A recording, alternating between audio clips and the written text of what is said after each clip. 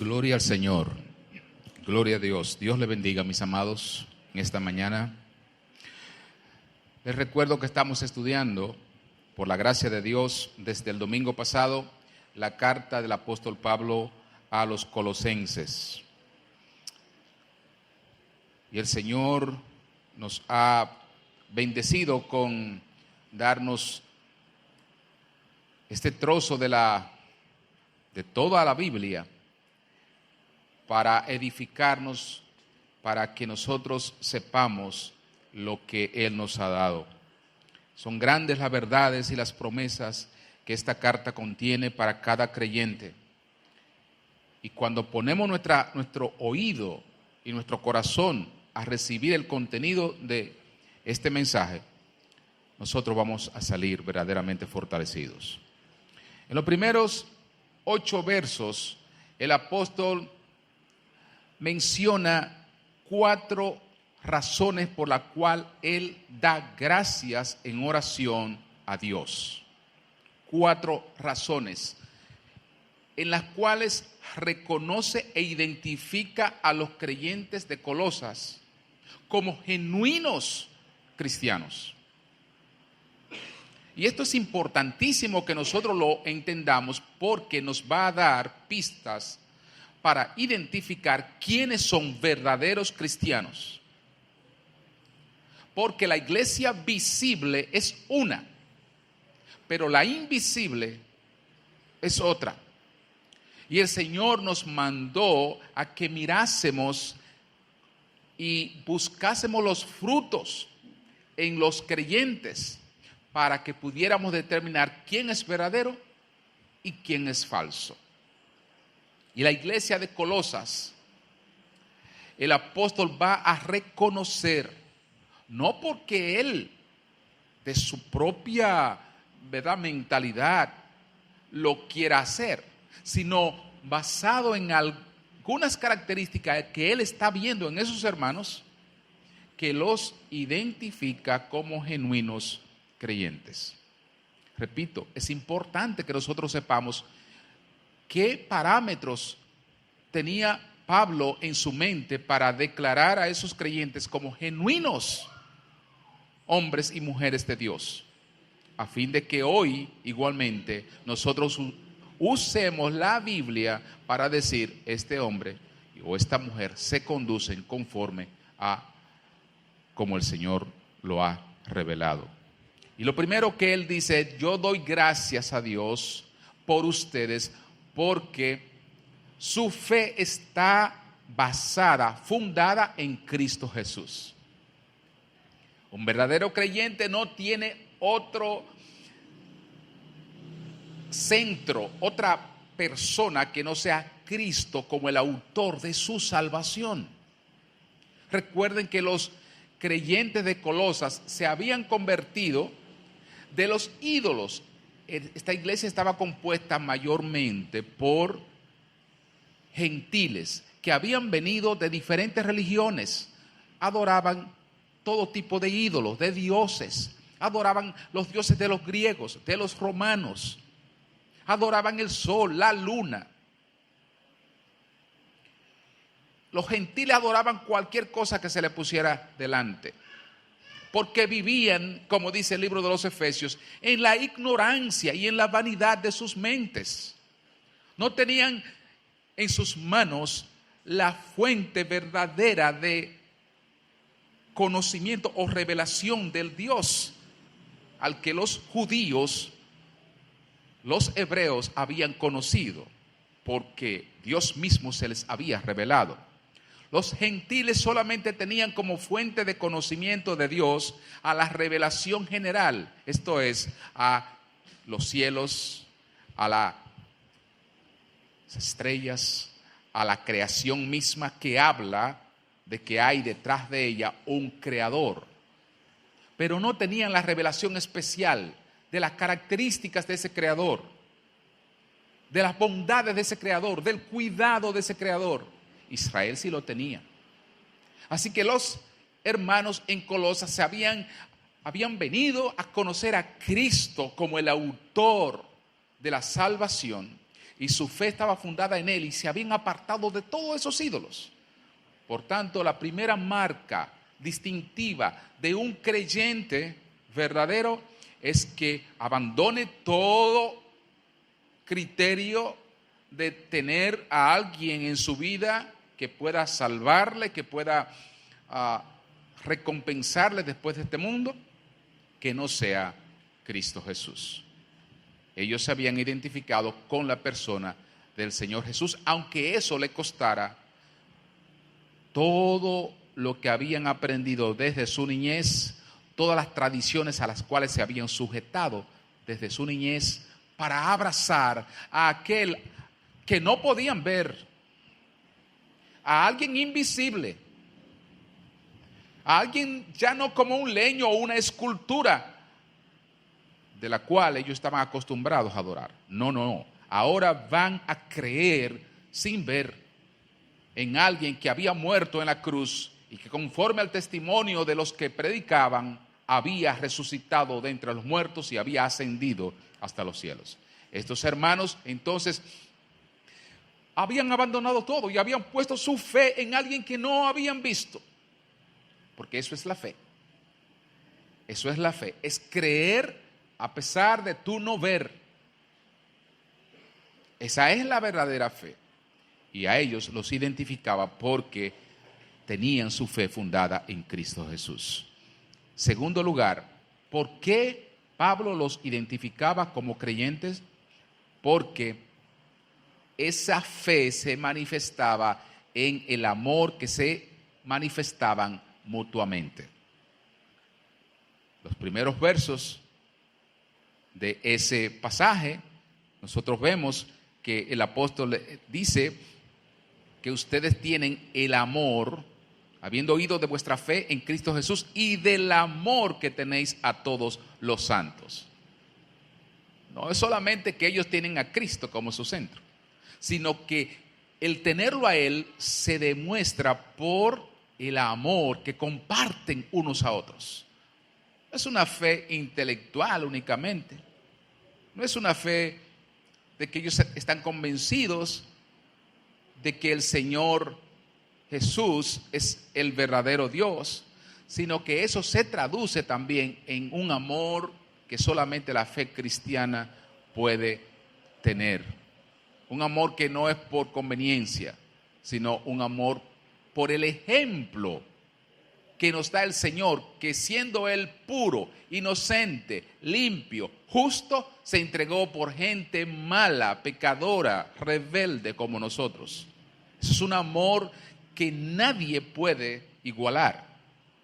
Por tanto, quien tenga características de ese amor, aunque no llegue a esa estatura del amor de Cristo, pero quien tenga esas características es un verdadero creyente. Y los colosenses mostraban amor los unos por los otros. Y Pablo dice, yo oro y doy gracias porque ustedes son genuinos. Primero por su fe en Cristo Jesús y abandonaron sus ídolos y abandonaron sus dioses. Y ahora porque también ustedes muestran el amor entre ustedes.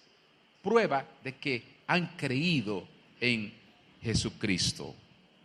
Según tercera razón de por qué Pablo los identifica es que él dice y afirma que esta fe no está motivada por conveniencia ni beneficio personal, sino por la esperanza guardada en los cielos. Y esto es importantísimo que nosotros veamos el orden que el apóstol lleva en esta descripción de los verdaderos creyentes. Primero, fe en Jesucristo. Segundo, amor entre ellos. Tercero, que viven, sufren, soportan, enfrentan cualquier adversidad temporal, no por conveniencia o cosas que puedan alcanzar en esta vida, sino por la esperanza que tienen en los cielos. El creyente verdadero no condiciona seguir a Cristo por asuntos de esta vida. Porque lo que Él tiene como valor, como cosas valiosas, es precisamente la esperanza que Dios ha prometido de una vida después de esta. Pablo dice, eso los identifica a ustedes, porque ustedes no andan buscando ser cristianos porque esto les pueda favorecer su estado de vida en esta tierra. No es por la estabilidad emocional que ustedes procuran tener. No es porque siendo cristianos quizás se libran de la persecución. No es porque siendo cristianos quizás ustedes son librados de las enfermedades. No es por eso.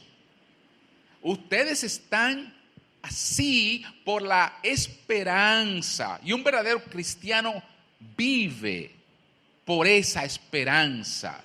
Si Dios te da cosas en esta vida, eso es accesorio. Si Dios te da una buena esposa, un buen esposo, eso es accesorio.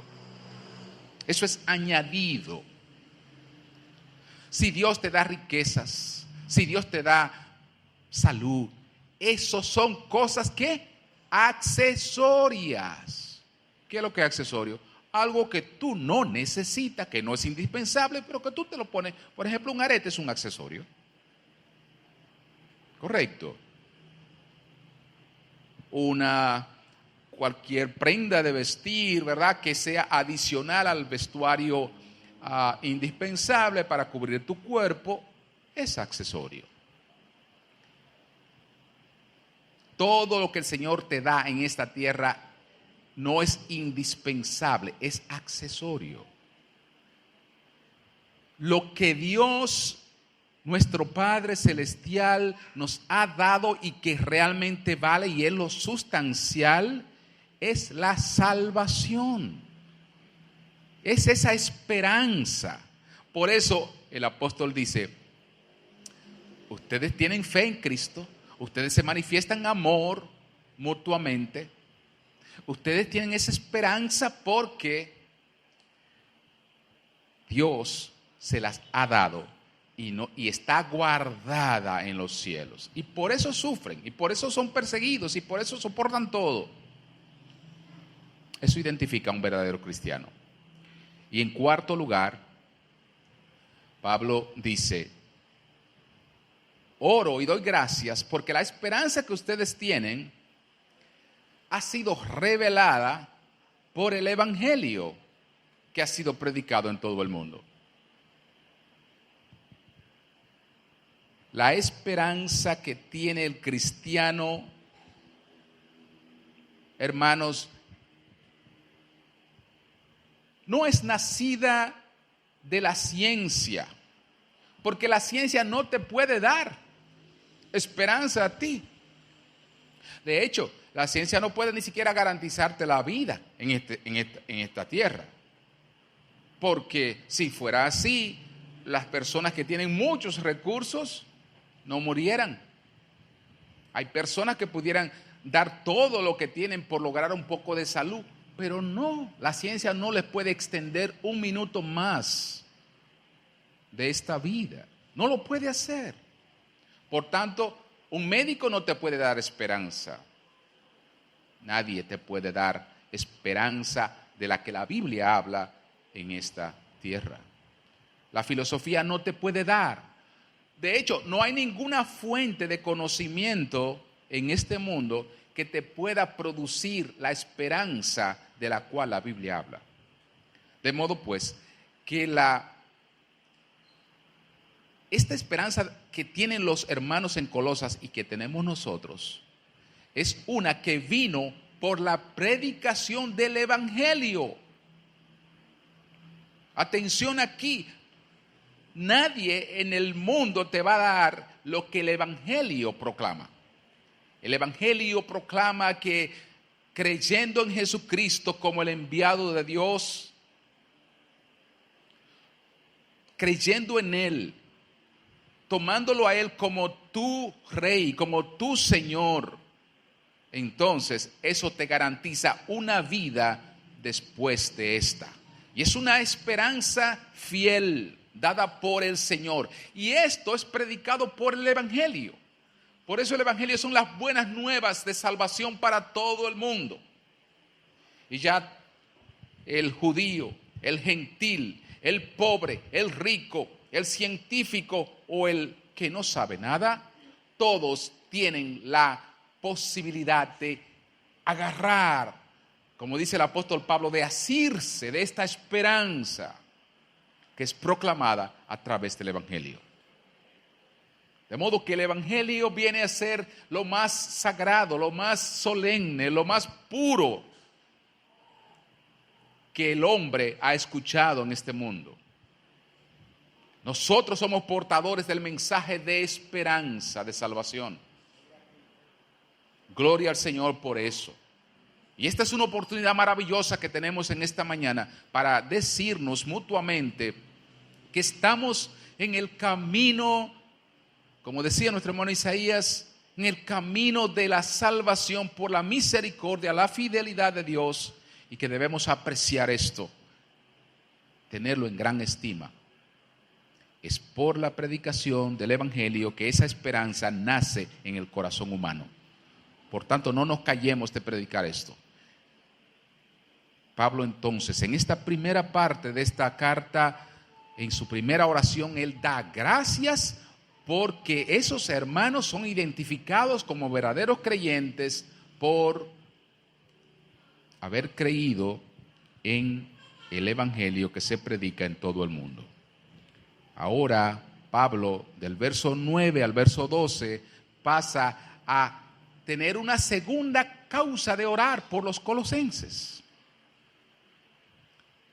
Ahora él va a orar ya no en acción de gracias por lo que vio en ellos, sino que va a orar al Padre para que Dios le dé más a esos creyentes. ¿Pero qué más pueden necesitar? Sí, Pablo nos va a decir que un verdadero creyente es donde, o mejor dicho, en un verdadero creyente es donde el Señor hace producir, donde el Señor hace crecer todas las riquezas suyas, espiritualmente hablando. Es en un creyente. Primero tiene que nacer de nuevo para que Dios pueda revelarte todas las cosas que un verdadero creyente necesita.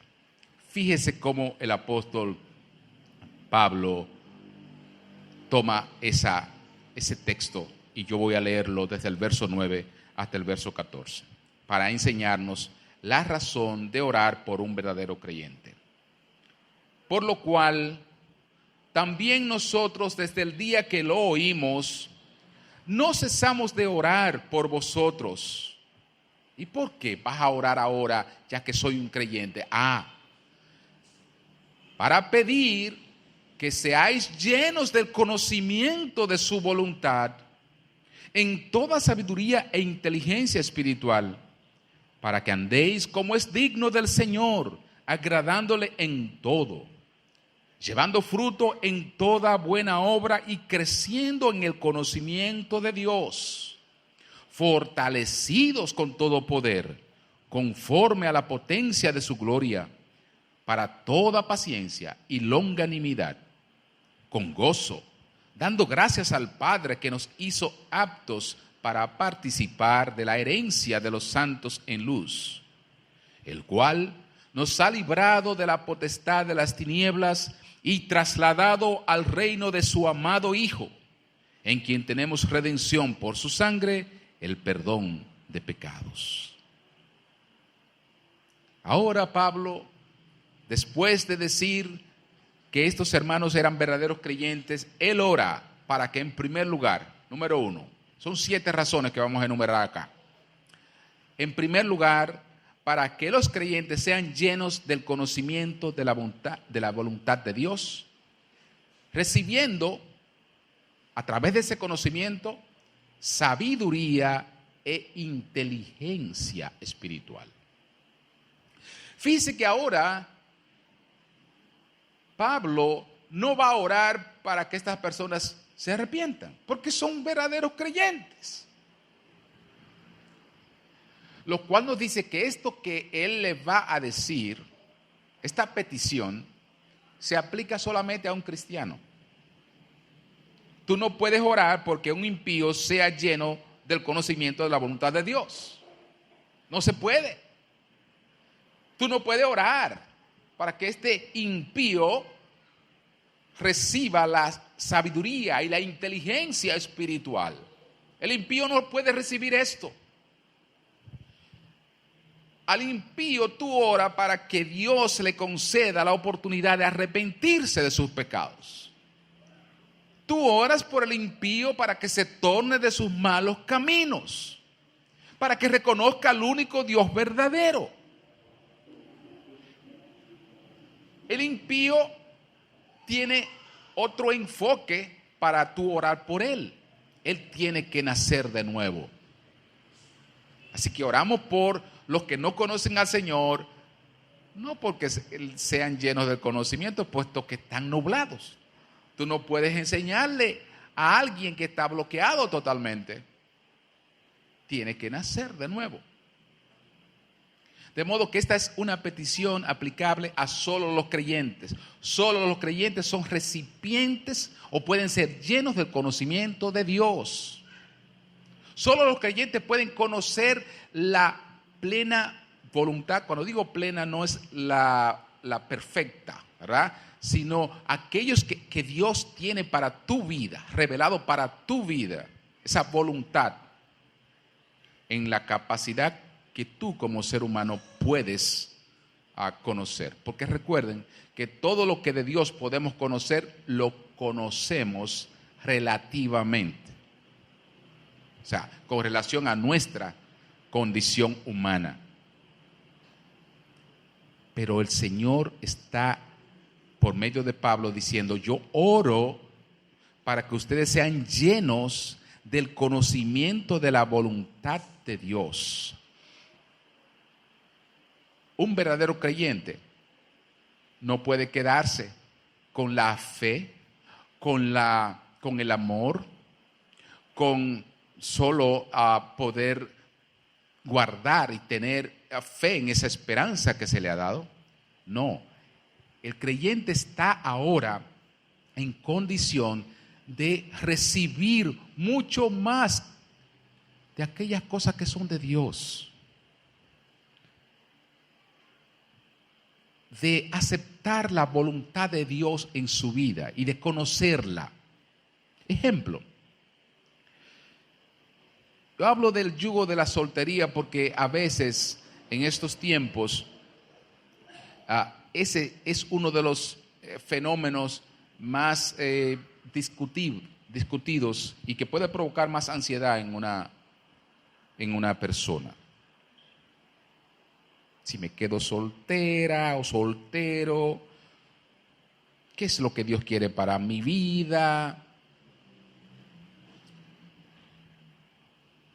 Eso puede provocar cierta ansiedad. Como otras cosas, menciono ese por mencionar un caso únicamente.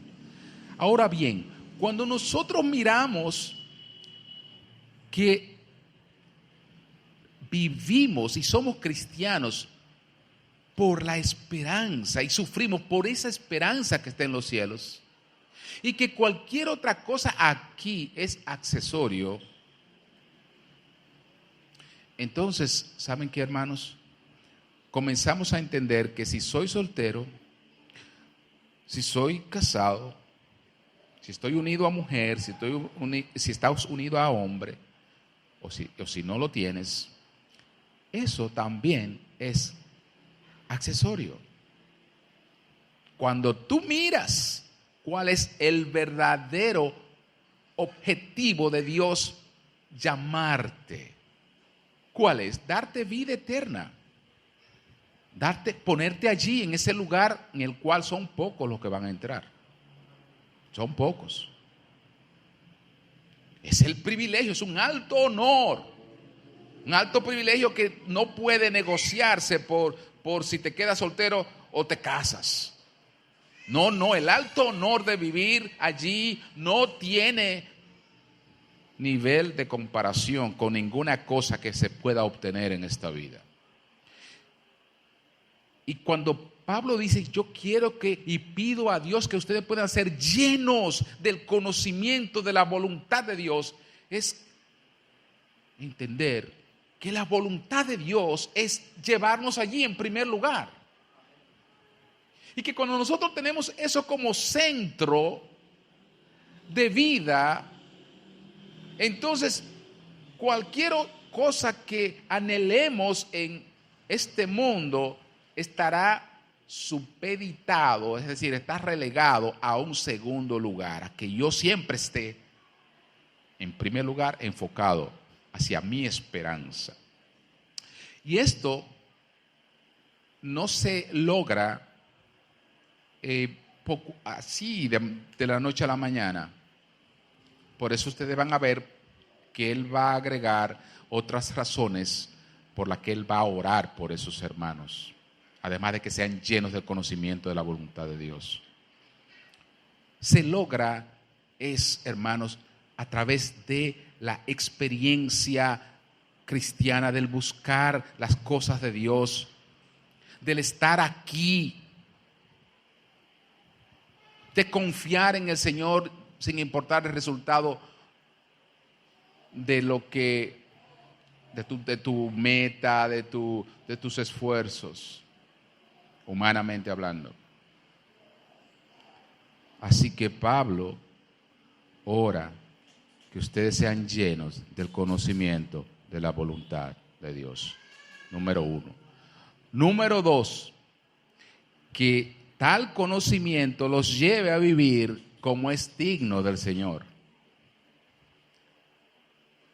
Que el conocimiento que reciban los lleve ¿a qué? A vivir como es digno del Señor. Pablo ahora toca una parte esencial del creyente. ¿Cuál? Bueno, si conoces ahora cuál es la voluntad de Dios, si estás lleno de eso, yo pido a Dios que tú no te resistas a andar como es digno de Él. Andar como es digno del Señor. Déjeme traducir eso a ejemplos que podamos comprender mejor.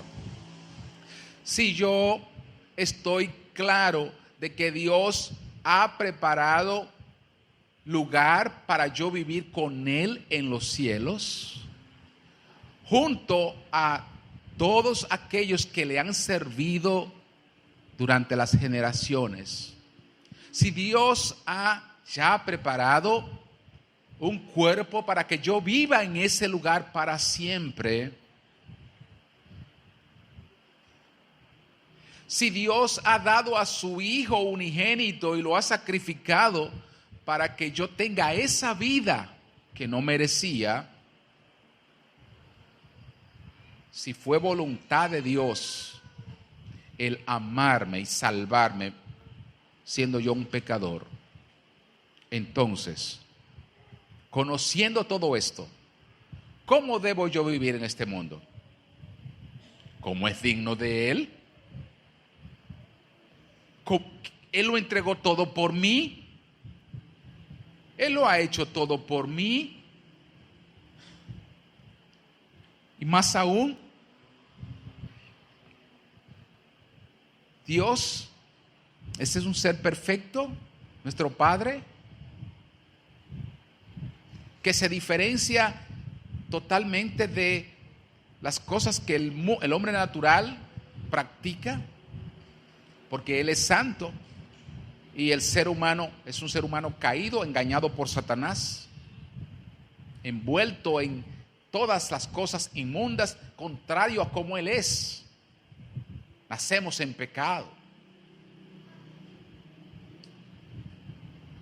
Ahora Él nos ha dado nueva vida y estamos llenos del conocimiento de Él. Ahora Él pide, Pablo pide, que los creyentes anden no como andaban antes, que vivían en ignorancia, no conociendo lo que Dios había hecho y el carácter santo del Dios que nos llamó.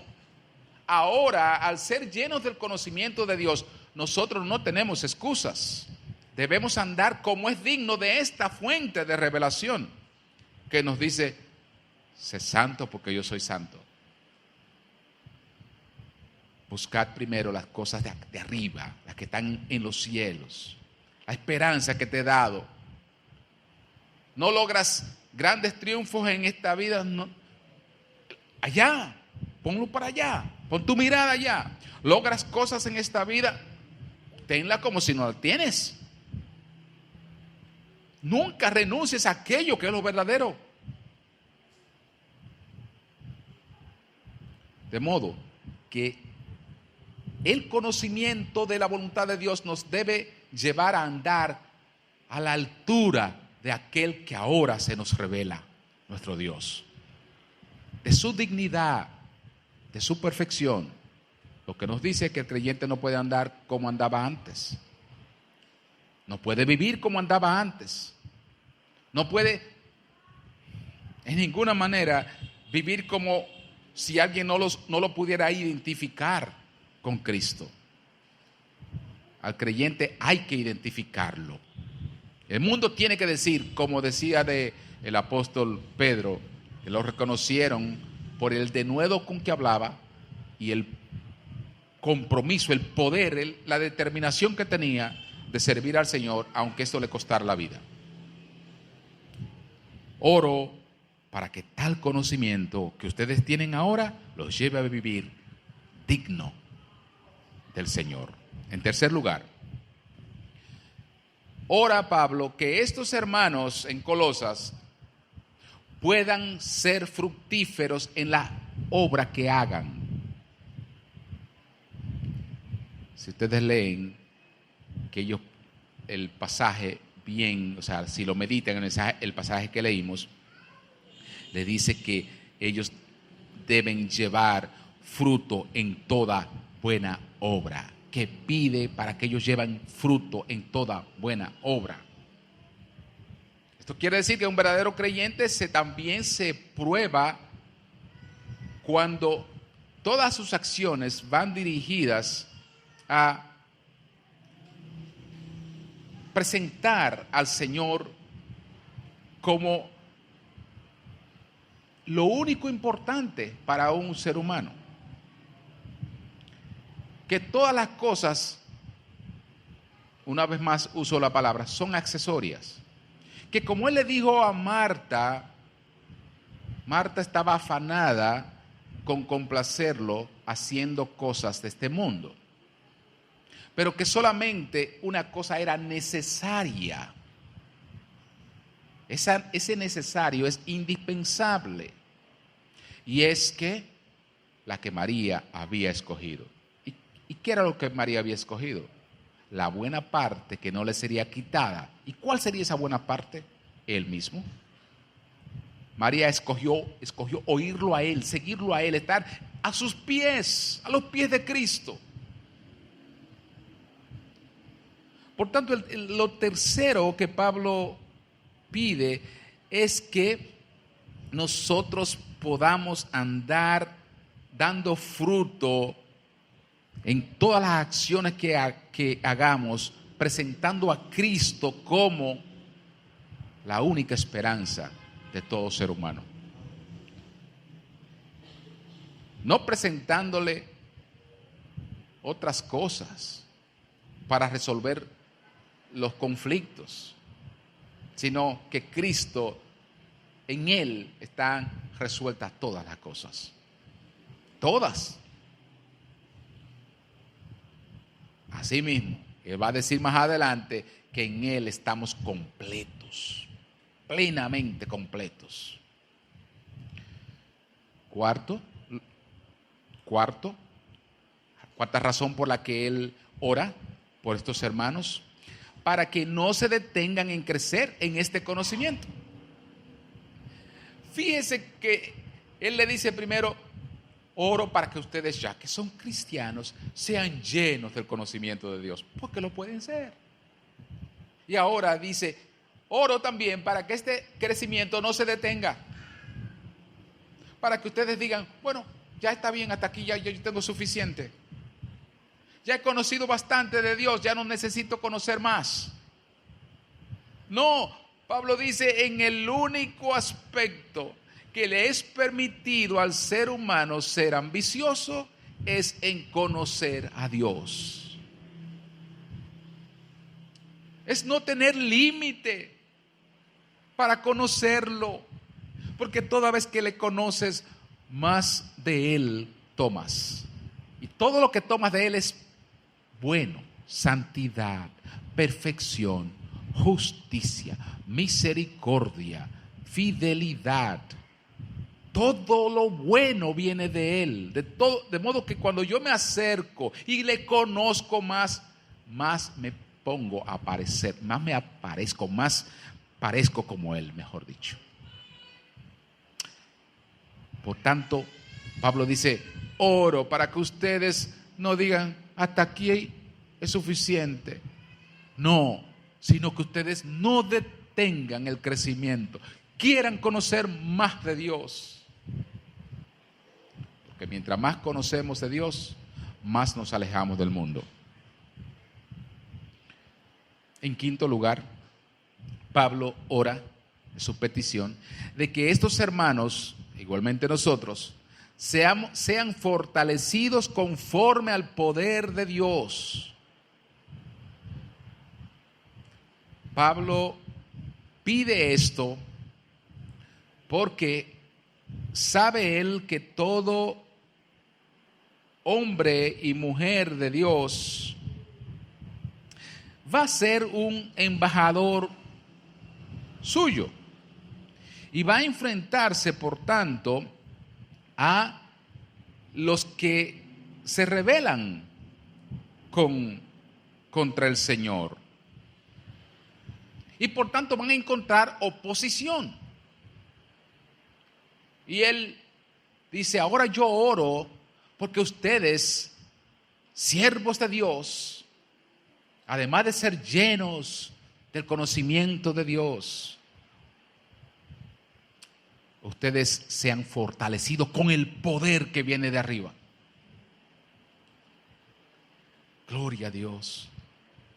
Que ustedes sean fortalecidos, porque sé que esto de que los ha marcado como discípulos de Cristo, esto va a provocar que Satanás los ataque y que ustedes vivan en una batalla constante. Por eso pido al Padre que el poder venga de Él y los fortalezca. En Efesios, el mismo apóstol, escribiéndole a esta iglesia de Éfeso, ya una iglesia diferente a la de Colosas con respecto al lugar, él le dice en el verso 10 del capítulo 6, por lo demás, hermanos míos, fortaleceos en el Señor y en el poder de su fuerza. Fíjese que es lo mismo que él está pidiendo por los hermanos en Colosas. Le dice, yo pido que ustedes sean fortalecidos con el poder que viene de arriba. Pero aquí le dice, fortaleceos en el Señor. No que Pablo está diciéndole, hermanos, saquen fortaleza de ustedes. No que Pablo está invirtiendo la fuente de fuerza, de donde venga el poder. No. Pablo está diciendo, busquen ser fortalecidos por el Señor. Es lo mismo que le está diciendo. Busquen que la fuerza venga de Dios. Traten en toda ocasión ser llenos de ese poder que viene del cielo. ¿Y por qué, Pablo? Vístanse de toda la armadura para que puedan estar firmes contra las acechanzas del diablo, porque no tenemos lucha contra sangre y carne, sino contra principados, contra potestades, contra los gobernadores de las tinieblas de este siglo, contra huestes espirituales de maldad en las regiones celestes. Pablo dice, nosotros los cristianos estamos en constante lucha, batalla contra Satanás, contra los demonios. Un creyente al predicar la palabra está iluminando a los que están en tinieblas. Está hablándole a corazones que están ahora mismo en duda. ¿Le sirvo al Señor o sigo en mis andanzas? ¿Le sirvo al Señor o vivo los placeres de este mundo? El evangelio y este llamado lo hace. Es esa confrontación que tiene la palabra de Dios con el murmullo de Satanás y de los demonios para que los corazones no crean a este mensaje. Es una lucha. Y el apóstol dice, fortalézcanse con esa fuerza que viene de Dios, porque el diablo va a estar acechando, va a estar batallando, va a estar confrontándolos. Gloria al Señor. Entonces, es necesario que nosotros seamos fortalecidos por Dios, que venga de Él el poder, no en nuestra fuerza, porque en nosotros no lo hay. En sexto, la sexta petición es que estos hermanos sean llenos de paciencia y longanimidad. Paciencia, ustedes saben lo que es. La longanimidad es algo parecido. La longanimidad es la virtud que habla de la grandeza y de soportar. De soportar de manera larga, de manera amplia. Longanimidad significa eso, una virtud que nos permite enfrentar las dificultades de manera amplia, generosa. Es decir, que no sea nada más, no seamos capaces de soportar las pequeñas dificultades, las pequeñas pruebas, sino que nosotros podamos enfrentar las grandes adversidades que pudiesen presentarse, que no le tengamos miedo a los enemigos que parecen grandes, a los gigantes, sino que tengamos longanimidad, seamos resistentes en cuanto a toda prueba que se nos presente, no importa la magnitud. Pero para eso Él pide que venga del cielo, porque eso no nace en nosotros. La longanimidad tiene que venir del cielo. Esa capacidad para soportar las cosas que abruman. Porque hay cosas que se une una por aquí, se une una por allá, por aquí, te rodean como gigantes.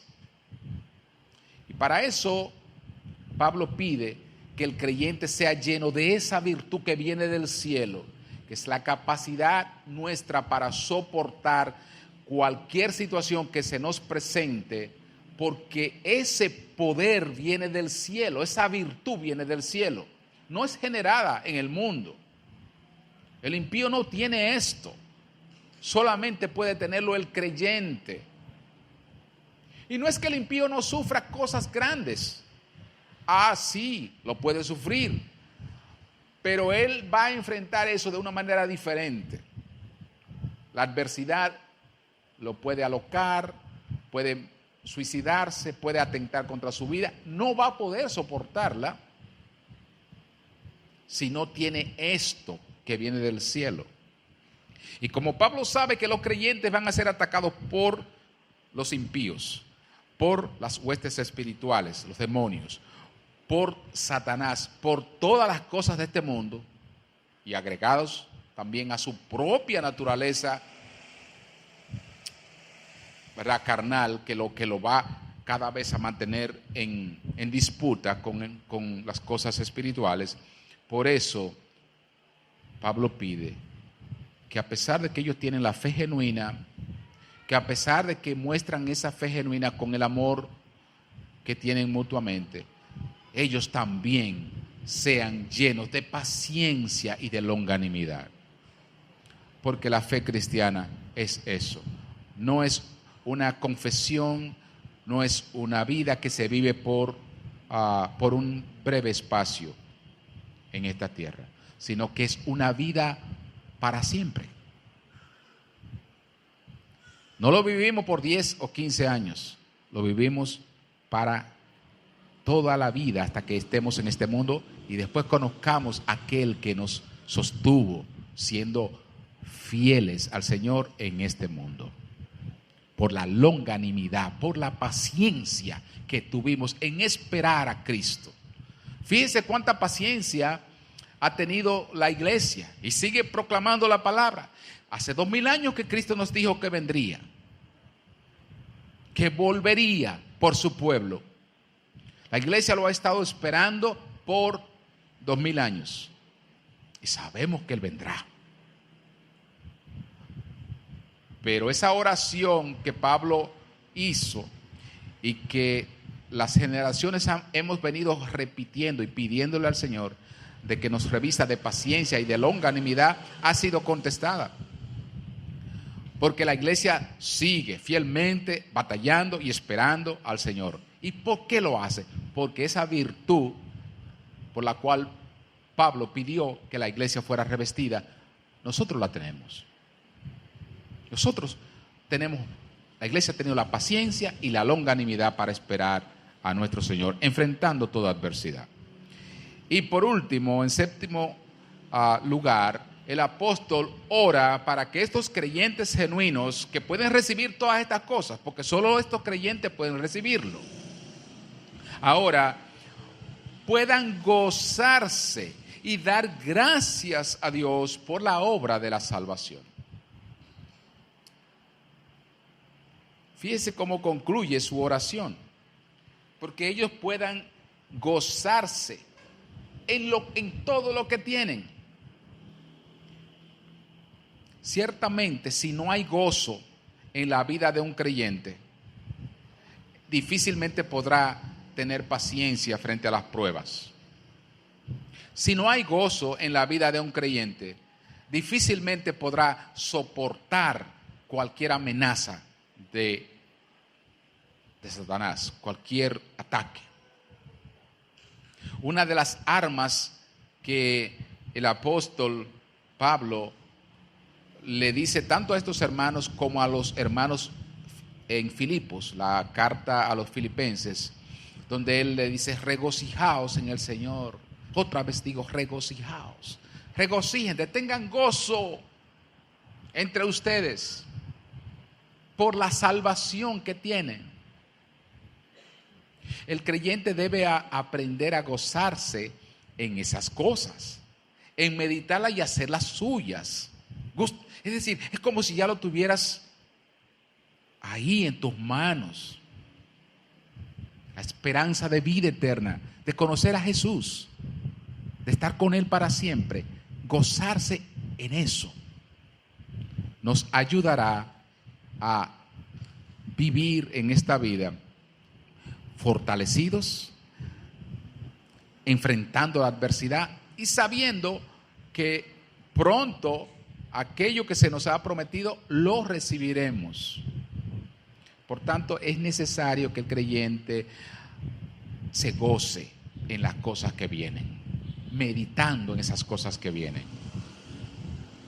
Ora porque ese gozo no sea producido por nosotros, sino que sea el Señor que lo deposite en nuestras vidas. No trate de fabricar tu gozo, no trate de fabricarlo. Pide al Señor ser llena y lleno de su gozo. Él lo ha prometido. El Señor dijo que Él enviaría su gozo, que nosotros tendríamos gozo, que lo produce el Espíritu de Dios en nosotros, que nos hace pensar todo lo que tenemos en Cristo. Por eso esa oración que pide todas estas cosas para la iglesia debemos usarla nosotros igualmente. Cuando ustedes oran por mí, para que el Señor me fortalezca, para que el Señor me dé más sabiduría, para que el Señor me llene más de su espíritu, ustedes están pidiéndole al Señor lo mejor para mi vida. Y si yo oro por ustedes para eso igualmente, estoy regalándole, ¿verdad? Pidiendo que el Señor les regale lo más valioso. Las armas para vivir triunfantes en este mundo. Y cuando hagamos eso, nuestra iglesia seguirá creciendo, no solamente en el conocimiento de la palabra del Señor, sino también en todas aquellas cosas que produce el conocimiento, que es fortaleza espiritual, esa madurez, esa longanimidad, esa paciencia que debe caracterizar a un verdadero creyente. El próximo domingo, si así es la voluntad de Dios, vamos a predicar sobre el verso 13 y 14, que nos habla de lo que Dios hizo por esos verdaderos creyentes, que hoy son llenos del conocimiento de Dios por la obra que está allí en el verso 13 y 14 de estos primeros versos. Así que esperamos en el Señor que, siendo, ¿verdad?, igualmente compartida con la siguiente predicación, con la Santa Cena, podamos tener un tiempo de gran gozo en el Señor. Que Dios les bendiga, Dios les guarde, salúdense en el amor del Señor Jesucristo.